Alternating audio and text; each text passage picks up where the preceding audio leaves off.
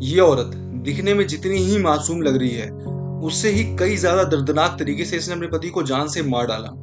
तो ये कहानी है सोनू झा की, जो कि समस्तीपुर बिहार के रहने वाले थे और जिनके घर वाले उनके लिए एक रिश्ता ढूंढ रहे थे।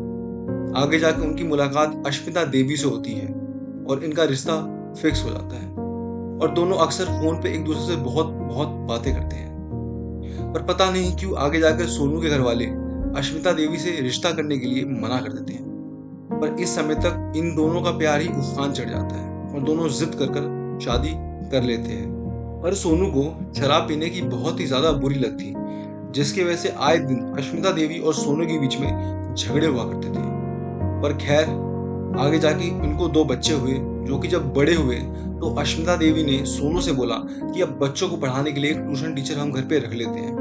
तो सोनू ने अपने ही गांव के पास के एक हरिओम नाम के लड़के, जिसकी उम्र 25 साल थी, जो हाल ही अभी कॉलेज में गया था और जिसको पैसों की जरूरत थी, उसको अपने घर पे एज अ ट्यूशन टीचर रख लिया 500 रुपये महीने के हिसाब से। पर हरिओम ट्यूशन पढ़ाने बच्चों को तो आता था, पर बच्चों से ज्यादा उसका ध्यान बच्चों की माँ पर था। पर यह बात धीरे धीरे कहीं ना कहीं सोनू को भी पता चल चुकी थी, क्योंकि उसने अपनी बीवी अश्मिता को पूरे दिन और पूरे रात फोन पे लगा हुआ देख लिया था और उसको कहीं ना कहीं ये पता चल चुका था कि ये सिर्फ हरिओम से बात करती है।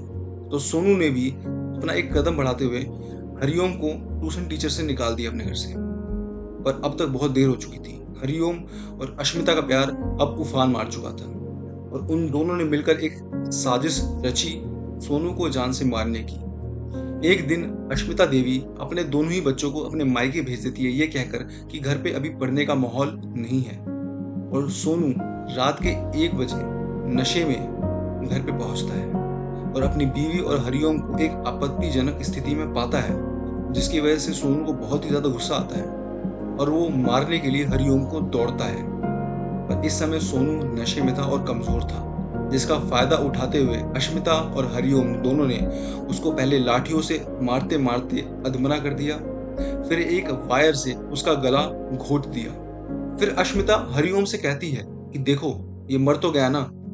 फिर हरिओम सोनू की सांसें चेक करता है और कहता है हाँ, शायद ये मर चुका है। पर इस समय भी अश्मिता के दिमाग में कुछ खुराफाती चल रहा था। उसने सोनू